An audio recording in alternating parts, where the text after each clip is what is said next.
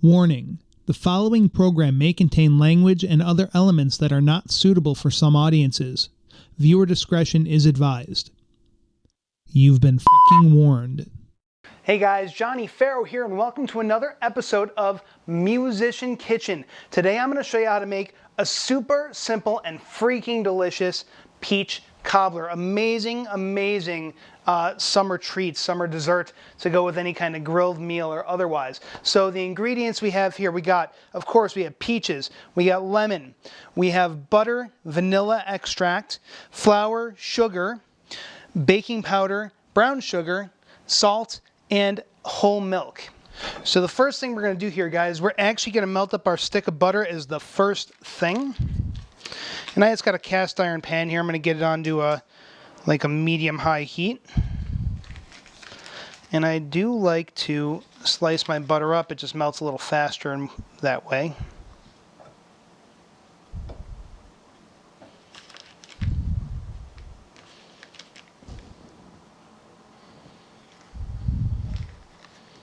Bloop. All right, so we'll just let that go until it's nice and melted up. In the meantime, we're going to start slicing up our peaches.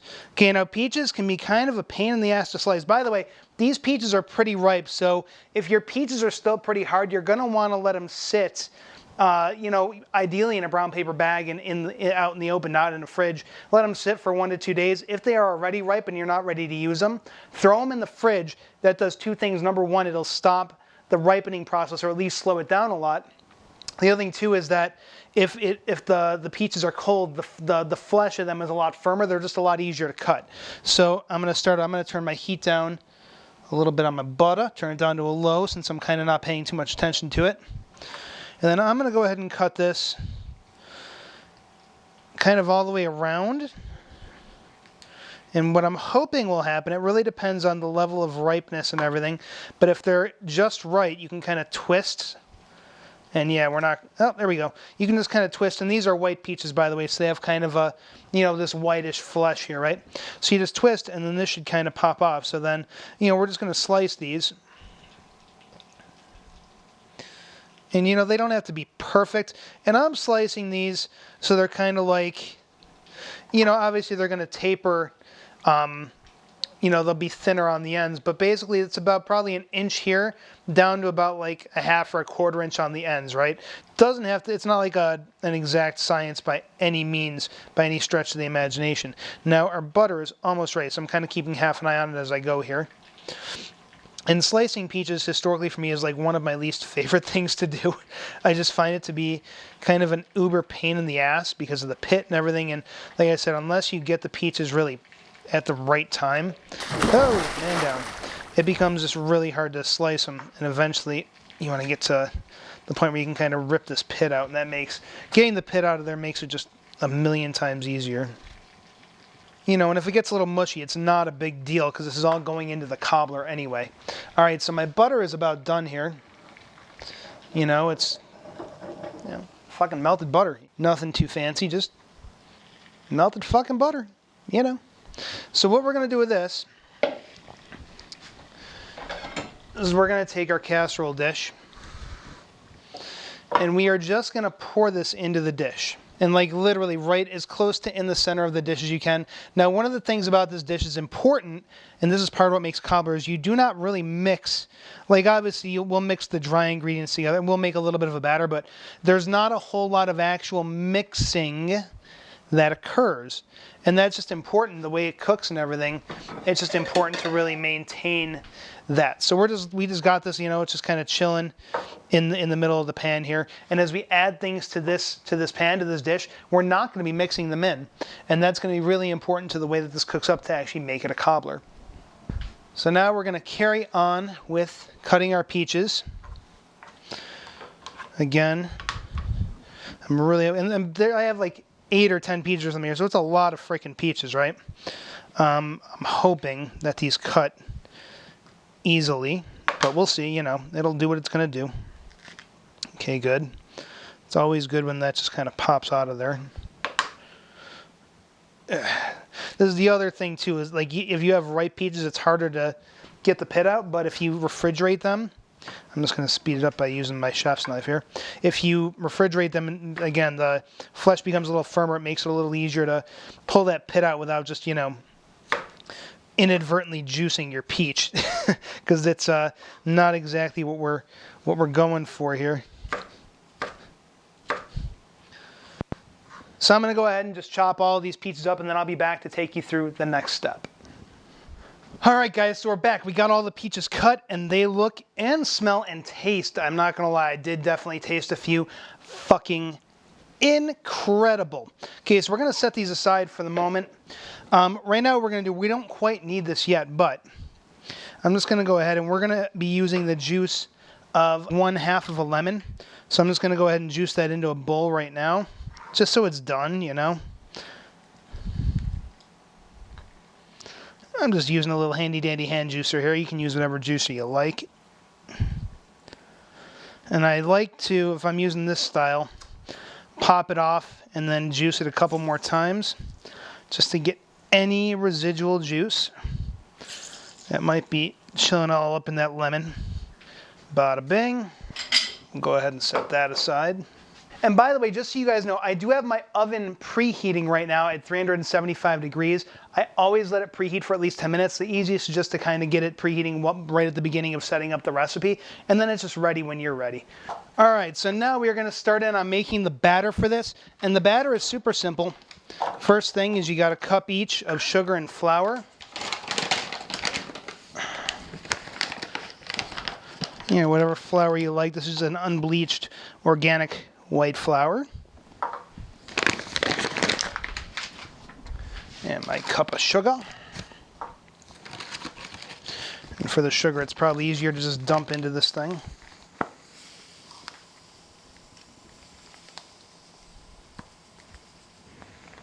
All right. Bloop. All right, great. And then we're going to do a tablespoon of baking powder. And I'm going to eyeball this a little bit. So that's about a tablespoon, maybe a little more than that. I'm a little lazy when it comes to measuring. As anyone who has seen this cooking show before is aware. Then we're going to do a pinch of salt.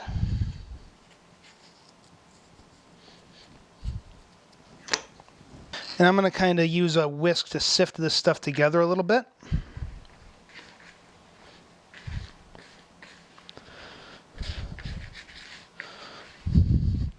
All right, and then setting that aside, we're going to take our wet ingredients. So we have a cup of our whole milk.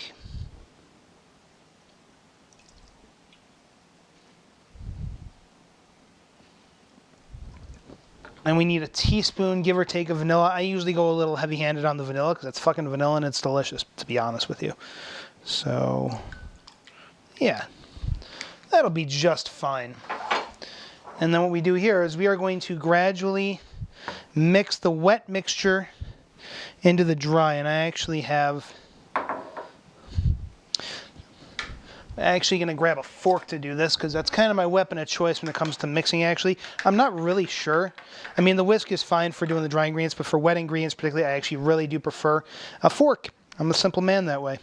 So you do a little bit. Incorporate. You'll start seeing it kind of clump up a little bit, a little more. Bloop.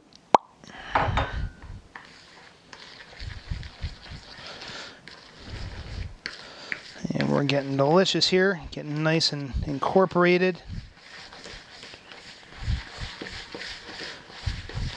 And this is not going to be like pie crust batter, the whole point is not, the cobbler is very different than a regular pie. Do the rest of our liquid in here now. And we're not even going to the idea is not to roll it out and turn it into pie crust, you know what I mean? It's a cobbler. It's more of a batter, like almost more of like a pancake batter consistency than like a pie crust consistency. So we got that all fully incorporated now, looking luscious, delicious. Now, we are going to pour our batter over our butter. Now again, very key, we are not going to stir it into the butter. we are literally just going to pour it. Trying to do this in a way that I don't block your view too badly. Ah, fuck it. All right, here we go. And I just kind of like to do a little, like just kind of let it run and do like do it in a kind of a strip, you know? Making sure, of course, to use a rubber scraper to scrape everything. Just get as much of this out as you want. This is some deliciousness right here, so you definitely want it. This is really, really, you want this, as much of this as possible to go into your dish, for sure. All right, now, this is where the magic happens. This is where we get our peaches rolled in, and we're going to take half a cup of brown sugar. And I do like, when I do brown sugar, to pack the brown sugar, so I'm actually getting a legit, you know, half cup here. Because this is going to be a lot of where, you know, between the peaches and the brown sugar, these are your biggest sources of flavor, so to speak, in this dish. So there we go. We got a packed cup of brown sugar. Booyah! We're going to take that. We're going to get our heat going onto a medium or so. And this is just a stainless steel pan here. A little extra, because why not? By the way, I haven't tried this yet, but one thing I actually plan to try is swapping out the brown sugar with maple syrup. It's a little bit healthier. And then maybe even taking the white sugar and swapping that out for like a coconut sugar. Just because I'm always looking for healthier ways to do the things I cook. And yeah, that would be a way to make this a really healthy dish. So now we're just going to toss the peaches in here as well. And our lemon juice. And we're just going to kind of stir this. And the whole idea here is we're going for a couple things. One, your brown sugar needs to be melted. I'm going to lower this a little bit. I have kind of a happy burner here, so. But you want to get your brown sugar melted up so it's not all powdery. The other thing you're going for is you want to get the juices released from these peaches. You know, so you're talking, and you want to use a bigger pan for this, by the way. I think this is a 12-inch pan, if I'm not mistaken, or something like that. You know, I mean, this is probably, well, to be fair, I probably ate about a peach worth, so it's about 9 peaches, which is fine. Anywhere from 8 to 10 is workable for this, right? Turn the heat back up a little bit, but just watch it so it's around a medium or so. And you know, the key is you don't want your sugar or anything else to burn, you know.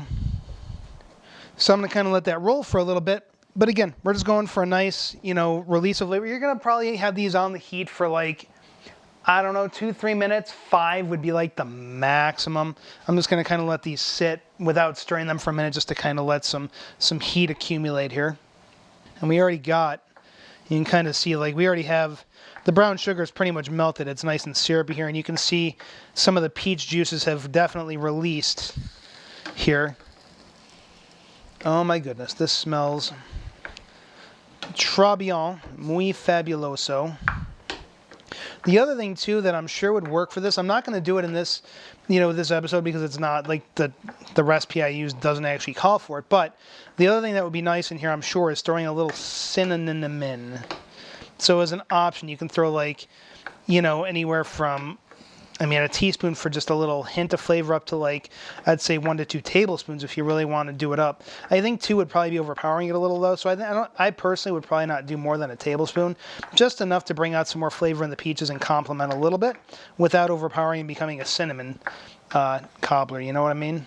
I'm going to crank this heat a little bit just for, you know, to a high, probably just, you know, just for like 30 seconds, minute max, just because I'm kind of getting impatient, to be honest. And as long as you're standing by and watching it, you can do that. I don't recommend doing it on high the whole time because you're just not going to get the evenness that you want in the heating and the cooking, and it just doesn't come out as good, honestly. This is looking so freaking delectable. Getting nice bubblies here. And again, too, just a couple notes on the peaches. Again, when you're cutting them, they don't need to come out pretty. They're going to go into a fucking cobbler. They're going to get mushy a little bit anyway. Don't sweat that.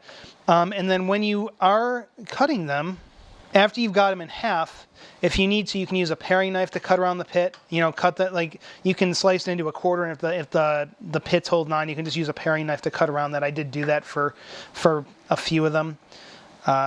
You know, yeah, so that's really, it's a very simple dish, and it's a really, you know, it's got body to it, but at the same time, it is kind of a light dish, you know, as desserts go. Also, too, wine pairings. I don't actually have any wine with me, but I will tell you this. Obviously, dessert wines like an orange muscat would be delicious with this, or a black muscat would be absolutely phenomenal. But the thing that I would love to do with something like this, and that I would highly recommend, is a nice sweet rosé. Like, there's a winery down in Temecula, Danza del Sol. Gorgeous, incredible winery, incredible people. And they make it's called the Tres Rosé.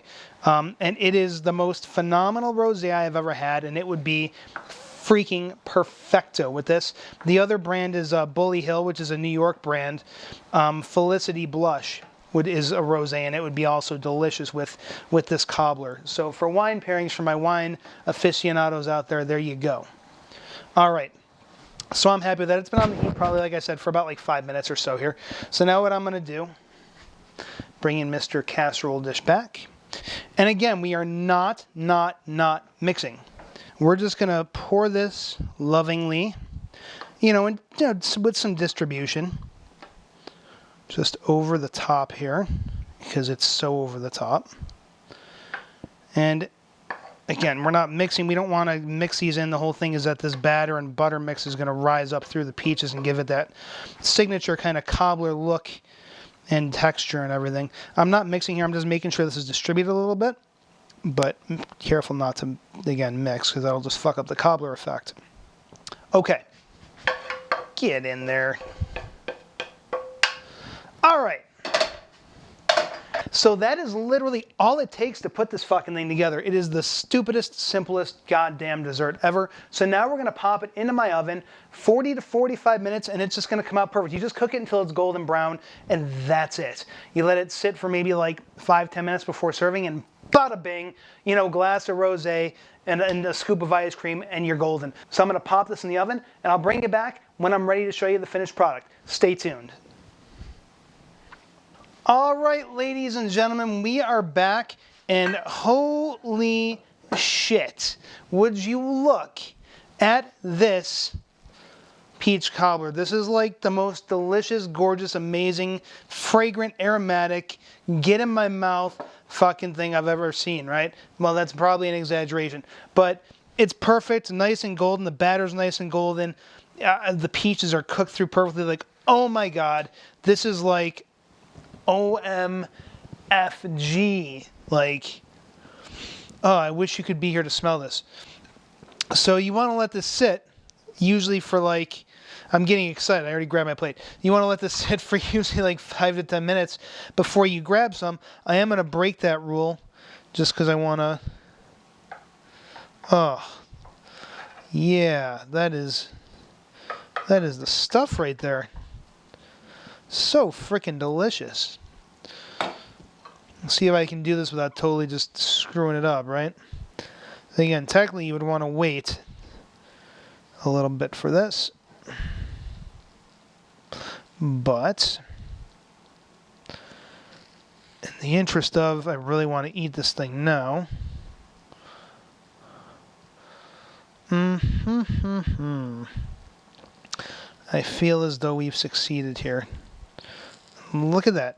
Oh, that batter just all nice and golden, and it's like, it's got this golden way about it, but it's definitely, you can tell it's like spongy, you know? It's not like a super crunchy, overly well done thing, right?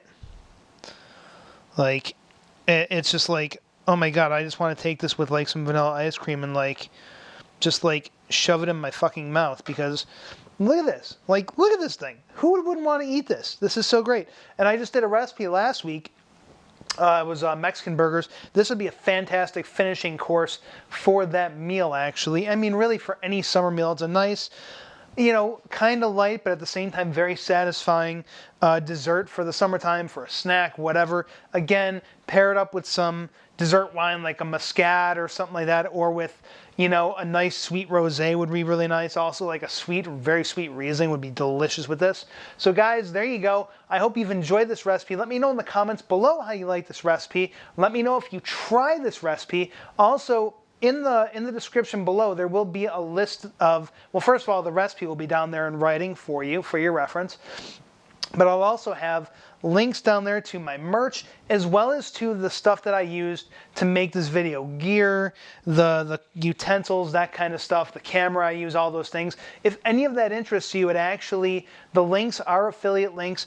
It doesn't cost you anything extra to use them, but if this is gear, if there's anything down there, my apron, any of that, my apron, my chef's coat, because I said apron and grabbed my chef's coat. That was funny. But anyway, you know, if you're interested in picking up any of that stuff, you know, that does actually, I do get a little bit of a commission on that. It doesn't cost you anything extra. And obviously the merch, I mean, I just love the merch. I think it's awesome. I think you'll love it too. And obviously every little bit helps. It helps keep this gravy train rolling. Helps me keep making the videos and such. So guys, until next video, have an amazing rest of your week. I'm Johnny Farrow. I'll see you later. Mwah.